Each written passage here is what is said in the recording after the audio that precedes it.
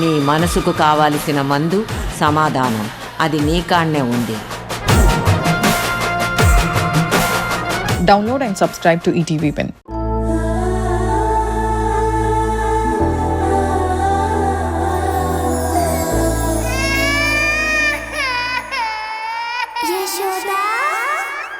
ఎవరిని నమ్మాలో ఎవరిని నమ్మకూడదో అర్థం కాని పరిస్థితిలో ఉన్నాను హరి. నాకు చాలా భయంగా ఉంది. దేనికి యశోద భయం?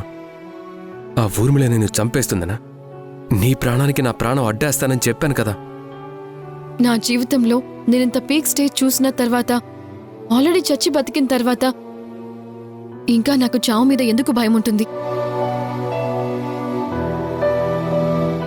నా భయమల్లా నా బిడ్డ గురించే. నా బిడ్డ నాకు దక్కుతుందో లేదో అనే భయం రోజు రోజుకి ఎక్కువైపోతుంది.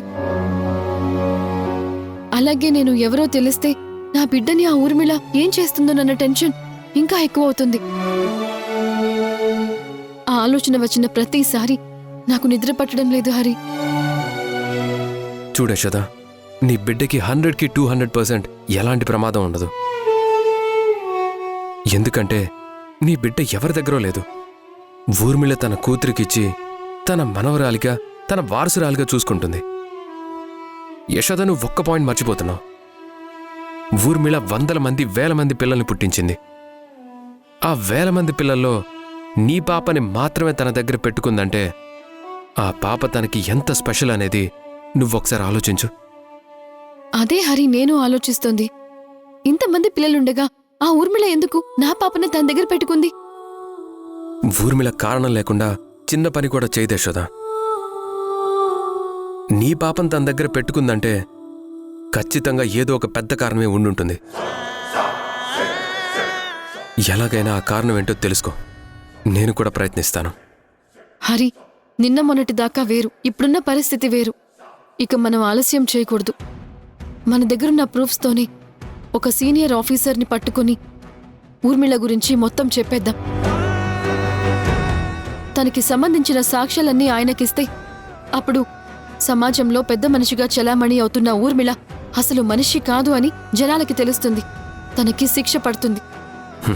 అలాగే యశోద, మనం మంచి పోలీస్ ఆఫీసర్ని అప్రోచ్ అవుదాం.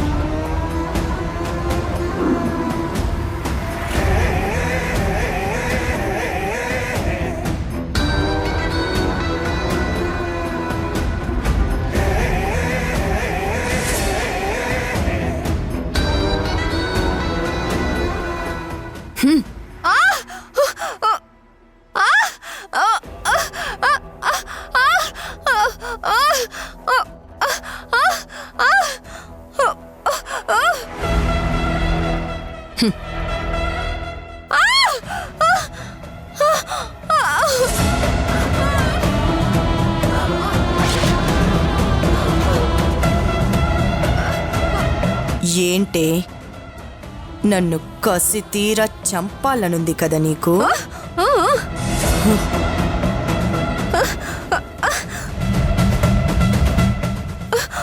చంపాలన్న కసి తెగింపు ఉన్నప్పుడు చచ్చంత ధైర్యం ఉండాలి. చచ్చంత బాధని భరించే ఓపిక ఉండాలి.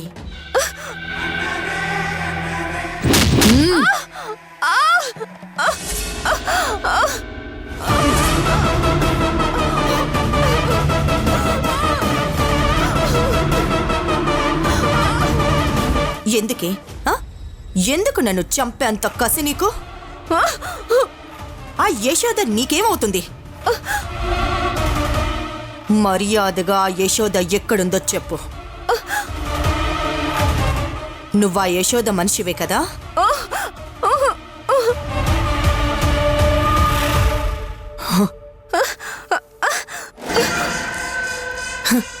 నువ్వసలు నిజంగా మూగదానివేనా? నాకెందుకో నమ్మబుద్ధి కావట్లేదే. ఏవో నాటకాలు వేస్తున్నట్టున్నావు. నీ తారుపులు బయటికి తెప్పిస్తా.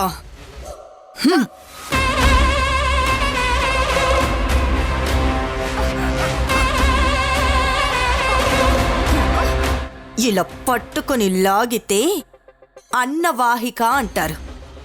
అది బయటకొచ్చేస్తుంది. లాగేయమంటావా?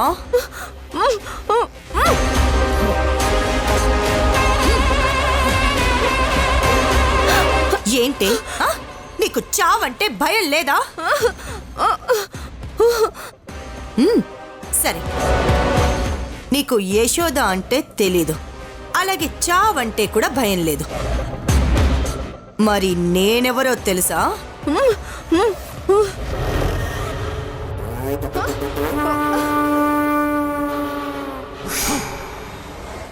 నన్ను ఒట్టి ఊర్మిళ అనుకుంటున్నావేమో. కాదు, మృత్యువుని. రే యాసిడ్, ఇది నా దగ్గరే నాటకాలేస్తోందిరా. దీనికి ఖచ్చితంగా యశోద తెలిసే ఉంటుంది. యశోద అండతోనే ఇది ఇలా బిహేవ్ చేస్తుంది. ఫస్ట్ టైం రా. ఆ యశోద వల్ల నేను టెన్షన్ పడుతున్నాను. నిజం చెప్పాలంటే కొన్నిసార్లు భయపడ్డాను కూడా.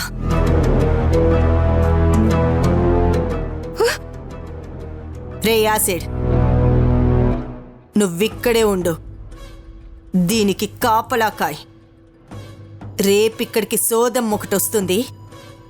దానికి ఇది కనపడేలా చేస్తాను. అప్పుడు అసలాట మొదలు పెడతాను.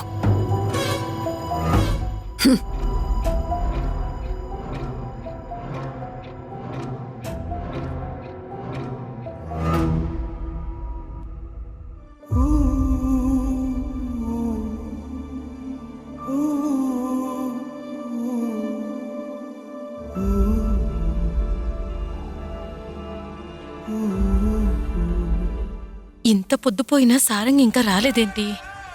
యాడికి పోయి ఉంటాది?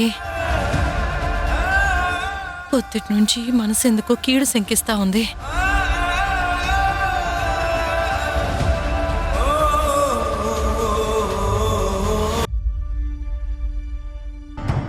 నాకు తెలుసు మేడం, నేను ఎప్పుడూ చేసే పనే కదా, అలాగే చేస్తాను మేడం. నాకు తెలుసు కదా మేడం. ఏంటి బాబాయ్ చాలా టెన్షన్గా ఉన్నాడు? ఏదైనా ప్రాబ్లమా? ఇది నువ్వు ఎప్పుడు చేసే పనేరా. కాకపోతే ఇప్పుడు కొంచెం జాగ్రత్తగా ఉండు. ఆ యశోద అనేది ఒకటి నా గురించి వెతుకుతూ ఉంది. అలాగే మేడం, నేను చూసుకుంటాను మేడం. మేడం అని టెన్షన్ పడుతున్నాడంటే ఫోన్లో ఊర్మిళ మాట్లాడుతుందా ఏంటి? అర్థమైంది మేడం. అలాగే మేడం, నేను చూసుకుంటాను మేడం. బాబాయ్ ఆగాగు. అలాగే మేడం, నేను చూసుకుంటాను కదా, నాకు తెలుసు కదా. అరే కుబేరా, తులసి వాళ్ళ అమ్మా నాన్నలు ఫోన్ చేస్తున్నారా? లేదు మేడం. సరే, వాళ్ళు చేసినా చెయ్యకపోయినా వాళ్ళకి వెళ్లాల్సిన డబ్బు మాత్రం వాళ్ళకి వెళుతూనే ఉంటుంది. ఆ అమ్మాయికి త్వరలో యాక్సిడెంట్ జరుగుతుంది, చస్తుంది.